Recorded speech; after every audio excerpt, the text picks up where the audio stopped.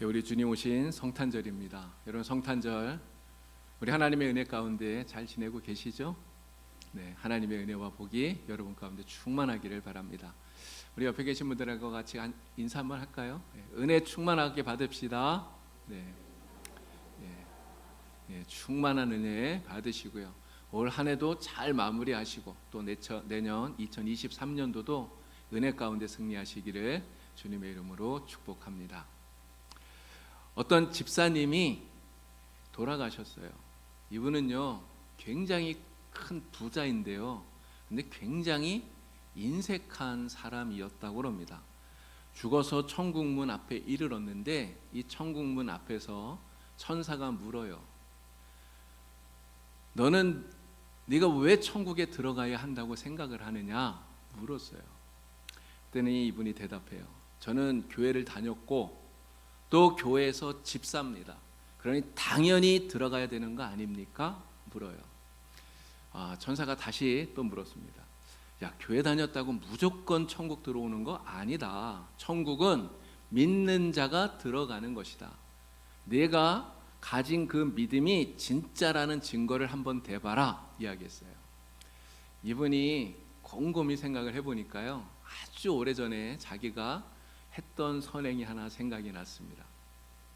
좀 오래되긴 했지만 내가 길거리에서 구걸하는 거지를 보고 내가 1,000원 준 일 있습니다 이야기한 거예요. 그랬더니 천사가 그 기록하고 있는 기록을 담당하는 청사에게 진짜 그런 일이 있는지 한번 확인해 보라고 했습니다. 그래서 확인을 해봤더니 진짜 1,000원을 준 일이 딱 기록이 되어져 있는 거예요. 야, 이 사람 어떻게 해야 될까? 그랬더니 그 기록을 담당하는 천사가 이렇게 얘기했대요. 그 1,000원 그냥 돌려주시고 저분은 지옥 가라고 하세요. 이렇게 이야기를 하더랍니다. 이런 천국 가고 싶은 마음은 누구에게나 다 있어요. 그렇지 않습니까? 여러분, 우리가 신앙생활을 하는 이유가 무엇입니까? 사실 그냥 한마디로 말하면 천국 가기 위해서예요. 우리가 이 땅에서 아무리 잘 살아도 이런 천국 가지 못한다면 의미가 없잖아요. 우리가 어떠한 삶을 살았든 우리가 하나님의 나라에 들어갈 수 있다면 여러분 그것이 가장 귀한 것입니다. 우린 천국 가기 위해서 우리는 신앙생활을 해요. 근데 교회 열심히 다니고 신앙생활 잘한 사람은 사실 두말할 게 없어요. 당연히 천국 가겠죠. 그런데 교회 안 다니는 사람, 심지어는요 악하게 살았던 사람들도 마음으로는 다 지옥 가는 거 싫어하고요, 다 어떻게 하든지 할 수만 있으면 천국에 가고 싶어 한다는 거예요. 이런 불교에서는 사람이 죽으면 천도제라고 하는 것을 합니다. 천도제. 이게 사람이 죽었을 때 그의 영혼을 극락으로 보내주기 위해서 하는 의식이 천도제예요. 이 천도제 가운데 가장 중요한 게 49제라고 합니다.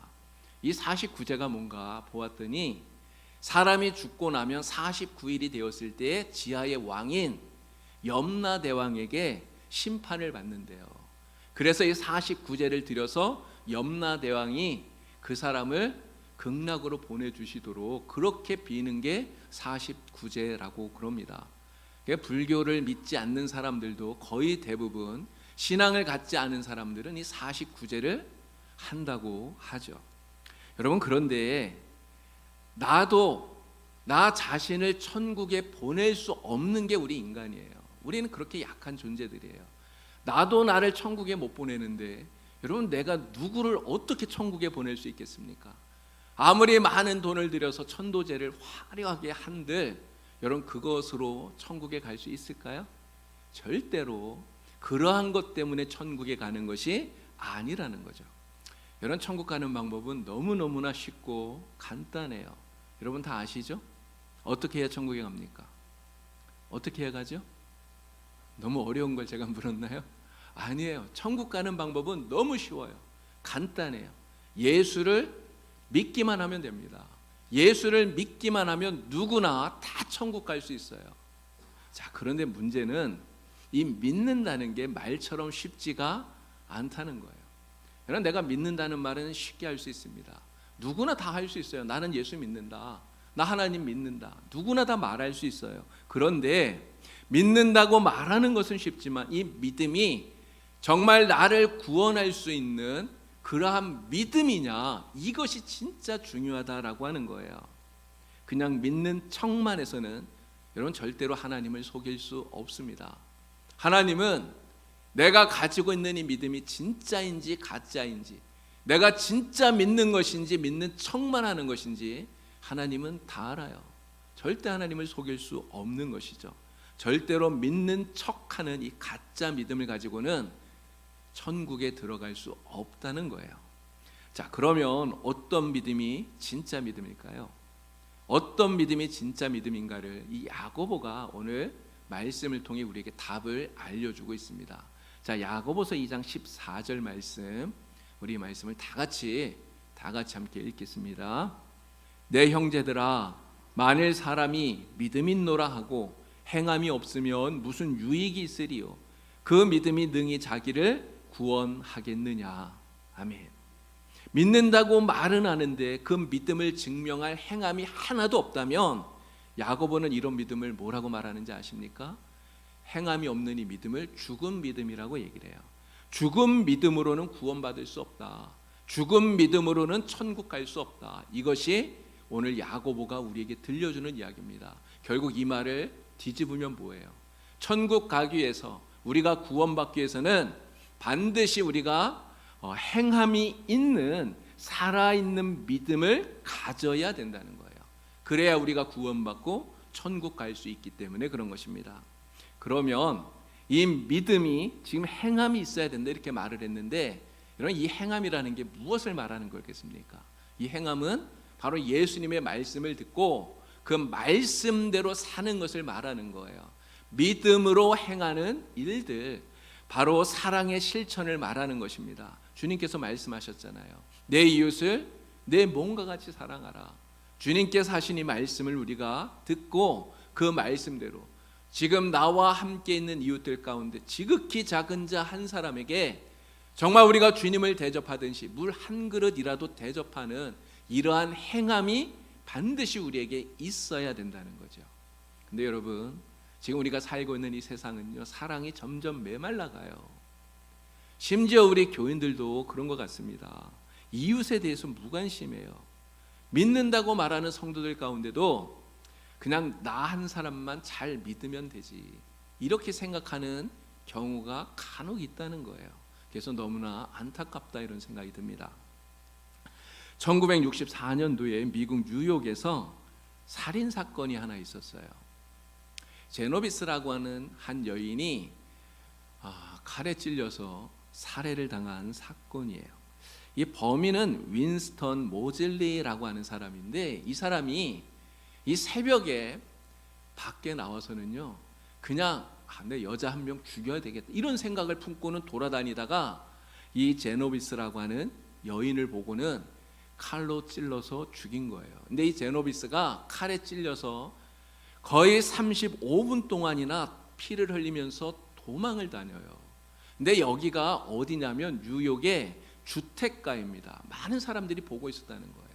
근데 35분 동안이나 그렇게 돌아다니면서 피를 흘리다가 결국은 살해를 당했는데, 뉴욕 타임즈에서 이 사건을 보도하면서 이런 제목을 달았어요. 살인을 목격한 38명은 경찰에 신고하지 않았다. 이렇게 제목을 다른 거예요. 이 제목을 보고 미국의 수많은 사람들이, 미국 사회 전체가 완전 발칵 뒤집혔대요. 아니, 미국 사회가 이렇게 비정한가? 아니, 얼마나 사람들이 이렇게 이기적인가? 이렇게 비판을 하면서 그 사건을 목격을 한 이 38명, 보고도 신고하지 않은 이 38명, 이 사람들의 신원을 다 공개하라, 그렇게 요구를 했다는 거죠. 여러분, 사건을 목격했는데도 불구하고 이 38명은 왜 신고를 안 했을까요? 신고하지 않은 이유가 무엇일까요? 물론 사회가 비정해진 이러한 이유가 있습니다. 그런데 심리학자들이 이 사건을 연구하면서 책임감 분산 효과라고 하는 말로 이 사람들이 신고하지 않은 이 이유를 설명을 해요. 사건을 목격한 게 나 혼자라면, 나 아니면 누구도 신고할 사람이 없잖아요. 그렇기 때문에 신고했을 텐데 본 사람들이 너무 많은 거예요. 이렇게 사람들이 많으니까 나 아니더라도 다른 누군가가 신고하겠지. 다 이렇게 생각을 했다는 거죠. 이게 책임감이 사람이 많아지니까 분산되었다는 거예요. 그래서 위험에 처한 이 사람을 보고도 나서지 않았다는 거죠. 그래서 심리학에서는 이 사건을 가지고 제노비스 효과, 방관자 효과 이렇게 이야기를 해요. 자, 그런데 성경을 보면요, 이 성경 속에 이러한 방관자들이 많다는 것을 우리가 알게 됩니다. 선한 사마리아인의 비유에 나오는 제사장, 레위인, 이 사람들이 바로 방관자들이라는 거예요. 자, 어떤 사람이 예루살렘에서 여리고로 내려가다가 강도를 만나서 죽을 지경이 되었습니다. 이건 죽은 거 아니에요. 거진 죽게 된 거예요. 그런데 누가 이것을 보았습니까? 제사장이 보았어요. 근데 제사장 어떻게 합니까? 못 본 척하고 그냥 지나갔어요. 돕지 않았다는 거죠. 레위인이 지나가다가 이 사람을 보았습니다. 똑같이 못 본 척하고 그냥 지나가 버렸어요. 여러분, 이 사람들은 자기들 나름대로 그를 돕지 않은 것에 대한 합당한 이유를 가지고 있습니다. 하나님 분명히 얘기했어요. 시신을 만지면 부정해진다는 거죠. 근데 이 사람들 누굽니까? 제사장, 레위인이에요. 제사장인 내가, 레위인인 내가, 하나님을 섬기는 내가 시신을 만져서 부정해지면 안 되지. 아마 이런 생각을 했을지 모르겠어요. 그런데 여러분, 진짜 이들이 도와주지 않은 이유는 뭘까요? 이 사람들이 도와주지 않은 이유는 내가 아니라도 다른 누군가가 분명히 도와줄 거야, 이렇게 생각을 하고 그냥 알면서도 지나갔다는 거예요. 방관했다고 하는 것이죠. 그래서 그들은 강도 만난 이웃의 참 이웃이, 강도 만난 사람의 참 이웃이 되어주지를 못했다는 것입니다. 자, 누가복음 12장에 보면 부자가 나와요. 누가복음 12장에 나오는 이 한 부자, 이 사람도 역시 방관자입니다. 이 사람은요, 누가복음 12장에 나오는 이 부자는 진짜 근면한 사람이에요. 그럼 얼마나 열심히 일을 하는 사람인지 모릅니다. 이 사람은요, 정말 열심히 일을 해서 가을에 소출이 굉장히 많이 나왔어요. 그래서 창고를 새로 짓고 그 창고에다가 그 해 많이 나온 소출들을 가득가득 쌓아둡니다. 여러분, 그리고 뭐라고 말하는지 아시죠? 야, 내가 이제 여러 해 동안 쓸 것들을 다 이렇게 쌓아놓았으니 이제는 먹고 마시고 즐겁게 지내자, 이렇게 얘기를 하는 거예요. 이 사람은 개미처럼 열심히 일해서 큰 부자가 되었지만 다른 사람을 생각하지 않는다는 겁니다. 오로지 자기만 생각해요. 다른 사람들은 굶든지 말든지, 뭐 누구가 추운데 떨든지 말든지, 뭐 이런 거 생각을 안 한다는 거죠. 이런 데는 관심이 없어요. 자기는 혼자서 쓸 수 없을 만큼 정말 어마어마한 것들을 쌓아 놓았으면서도 오로지 자기에게만 관심 갖는, 이웃에게는 전혀 관심 갖지 않는 방관자라고 하는 거죠. 자, 그런데 누가복음 16장을 보면 또 한 명의 부자가 나오는데 이 사람도 역시 방관자예요. 그래서 이 부자는 자색 옷을 입고요, 매일같이 잔치를 합니다. 매일같이 떵떵거리면서 먹고 마셔요. 자, 그런데 이렇게 배부르게 먹고 마시는 그 집, 자기 집 대문 앞에 거지 나사로가 누워 있어요. 근데 이 거지 나사로에 대해서 이 사람은 전혀 안중에도 없어요. 배가 고프든지 그냥 굶어 죽든지 신경을 쓰질 않는다는 것이죠. 여러분, 대문 안에서는 매일같이 잔치를 벌이면서 먹고 마시는데 그 바로 앞에 있는, 이 대문 앞에 있는 이 나사로는 결국은 굶어 죽는 거예요. 남이야 배가 고프든 말든 내 배만 부르면 상관없다, 이렇게 생각하는 것이 바로 이 부자의 모습인 것이죠. 자신은 떵떵거리며 살면서도 이웃의 어려움, 이웃의 고난, 고통 전혀 신경 쓰지 않는 방관자가 바로 이 부자라고 하는 것입니다. 여러분, 그런데 이렇게 방관자로 살게 되면요, 우리 주님께 무슨 말을 드릴까요? 여러분, 이 사람들이 제사장이고 레위인이에요. 하나님께서 선택했다고 하는 이스라엘 선민이에요. 여러분, 하나님께서 이 사람들이 레위인이고 또 제사장이기 때문에, 하나님이 선택한 선민이기 때문에 여러분 천국 문 앞에 왔을 때 그들을 다 천국 안으로 들여보내 줄까요? 절대 그렇지 않다는 것입니다. 그들이 믿음을 가졌다고 말은 해요. 그런데 그 믿음으로 아무런 선행을 실천해서 보여주질 않았기 때문에 우리 주님께서는 그들의 믿음을 가짜라고 판단하신다는 거예요. 주님께서 가짜라고 말하면 여러분 그 믿음은 그들을 구원하지 못합니다. 그러면 그들은 그 믿음을 가지고 천국에 들어갈 수 없다고 하는 말이에요. 선한 사마리아인의 비유를 다시 한 번 더 생각해 보겠습니다. 제사장과 레위인이 못 본 척하고 지나갔어요. 여러분 이 제사장과 레위인 어쩌면 그 사회에서 굉장히 존경받는 사람이었을지 몰라요. 많은 사람들에게 칭찬받는 종교 지도자였을지 모릅니다. 성경도 줄줄줄 외우고요.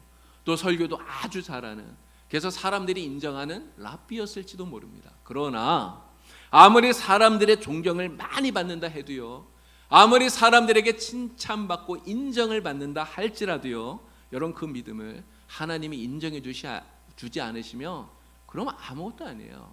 우리 그냥 하는 말로 말짱 꽝입니다. 그렇지 않습니까? 아무것도 아니라는 거예요. 자, 그런데 사마리아인은 어떻게 합니까? 강도 만난 사람을 그냥 지나치지 않아요. 강도 만난 사람이 죽어간다는 것을 알자마자 어떻게 합니까? 즉시 다가가서 그를 도와주는 거예요. 외면하지 않아요. 그를 치료해주고 또 자기의 나귀에 태워서 여관으로 데리고 가죠. 여관 주인에게 잘 치료해달라고 부탁을 해요. 그리고 혹시라도 치료비가 더 많이 들면 내가 돌아올 때 그 치료비를 부담하겠다고까지 이야기를 해요. 여러분 이 강도 만난 사람을 선한 사마리아인이 알고 있는 사람입니까? 아는 사람 아니에요. 모르는 사람이에요. 전혀 관계가 없는 사람이에요. 그런데 그를 돕기 위해서 지금 자기가 가지고 있는 것들을 소비한단 말이에요. 힘을 들이고 돈을 쓰고 시간을 들이고 이렇게 하고 있다는 것이죠. 여러분 당시의 유대인들은 사마리아인을 멸시했습니다. 그런데 우리 주님은 그를 칭찬해요. 그가 바로 강도 만난 사람의 진짜 이웃이다, 이렇게 말씀하신다는 거예요. 그가 가진 그 믿음, 행함이 있는 믿음이다. 주님께서 인정해 주시는 거예요. 바로 이 사마리아인, 이러한 행함이 있는 믿음을 가졌던 그가 구원을 받는 거예요. 그리고 그의 믿음이 바로 천국으로 그를 인도해 드린다는 것입니다. 누가복음에 나오는 두 명의 부자들 다시 생각해 볼게요. 여러분 열심히 일을 해서 소출이 어마어마하게 나왔어요. 여러분 그랬을 때 이 부자가 창고를 새로 짓고 거기다 그거 쌓아두는 대신에 가난한 이웃들을 좀 먼저 생각했더라면 어땠을까요? 정말 쌀이 없어서 굶주리고 있는 사람들, 어렵고 소외되어 있는 그러한 이웃들, 이러한 사람들을 좀 생각하고 그들에게 자기가 그렇게 많이 얻은 그 소출을 좀 나누어 주었더라면 여러분 어땠겠습니까? 자기 집 대문 밖에 누워서 굶주려서 죽어가는 나사로, 정말 그를 불쌍하게 여겨서 집 안으로 들어오게 하고 그를 치료해주고 그를 좀 씻어주고 그리고 그에게 먹을 것도 주고, 여러분 그렇게 도와주었다면 어땠을까요? 정말 하나님이 기뻐하지 않았겠습니까? 여러분 내가 가진 거를 남에게 나누어 주면 어떻게 되나요? 그러면 내 주머니는 비게 돼요. 내가 가지고 있는 것을 누군가에게 주면 내 것은 사라집니다. 그런데 내 주머니는 비지만 그러나 하늘나라의 창고에 더 많은 것들이 쌓여지게 되는 거예요. 주님께서는 그래서 이렇게 선을 행하는 자들은 바로 하나님께 대하여 부요한 자다, 우리 주님께서는 이렇게 말씀을 하셔요. 그런데 이 누가복음에 나오는 이 두 명의 부자들은 하나님께 대하여 부요할 수 있는 이 기회를 자기들 스스로 차버렸다는 거죠. 그들은 이 땅에서는 부자로 살았습니다. 그러나 하나님 앞에서는 빈털털이에요. 아무것도 없는 정말 가장 가난한 자의 모습으로 하나님 앞에 서게 되는 거예요.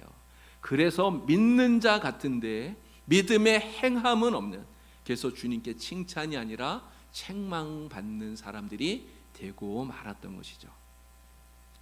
여러분 우리 기독교의 절대적인 진리는 오직 믿음으로 구원을 받는다는 거예요. 그렇죠? 우리가 선을 아무리 행해도 이 선행이 우리를 구원하지 못합니다. 내가 아무리 착한 일을 많이 했다 해도요, 그 착한 일 때문에 내가 구원받는 거 아니에요. 우리는 오직 믿음으로 구원을 받아요. 이것은 우리 기독교의 복음이고 그리고 진리예요. 여러분, 그렇기 때문에 예수를 구주로 안 믿는 사람들은 그들이 어떻게 살았든 상관없이 구원받을 수 없어요. 이게 성경의 진리입니다. 자, 그런데 안 믿는 사람들은 그렇지만 여러분, 믿는다고 말하는 사람들, 나는 예수를 믿는다고 말하는 사람들 앞에서 마지막 심판 때 우리 주님은 믿음을 말하지 않아요. 나의 믿음에 대해서 얘기하지 않아요. 무엇을 말할까요? 행함을 말씀하셔요. 행함을.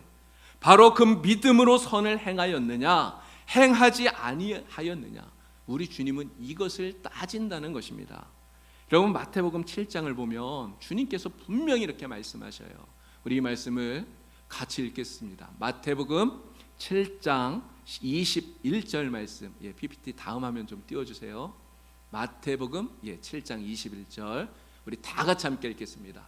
나더러 주여 주여 하는 자마다 다 천국에 들어갈 것이 아니요 다만 하늘에 계신 내 아버지의 뜻대로 행하는 자라야 들어가리라. 아멘. 여러분, 예수님이 뭐라고 말합니까? 나더러 주여 주여 하는 자가 다 천국 가는 게 아니래요. 여러분, 예수님께 누가 주여 이렇게 부릅니까? 안 믿는 사람이 그렇게 부르나요? 여러분, 예수를 구주로 믿지 않는 사람들은 절대로 예수님을 주님이라고 부르지 않아요. 예수님을 향해서 주여 부르는 사람은 다 교회 다니는 사람들이고요, 신앙생활하는 사람들이에요. 그런데 그렇게 한다고 다 천국 가는 게 아니라는 거죠. 자, 그런데 이 마지막 날 주님의 심판대 앞에서 수많은 사람들이 예수님께 이런 이야기를 한답니다. 주여, 우리가 주의 이름으로 선지자 노릇하며 주의 이름으로 귀신을 쫓아내며 주의 이름으로 많은 권능을 행하지 아니하였나이까. 여러분, 이 사람들 잘 보세요. 이 사람들이 예수 안 믿는 사람들입니까? 아니잖아요. 예수를 믿는 사람들이에요. 다 믿는다고 하는 사람들이에요.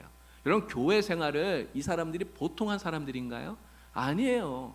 이 사람들 보면요, 주님의 이름으로 선지자 노릇도 하고요, 귀신도 쫓아내고요, 권능도 행했던 사람들이에요.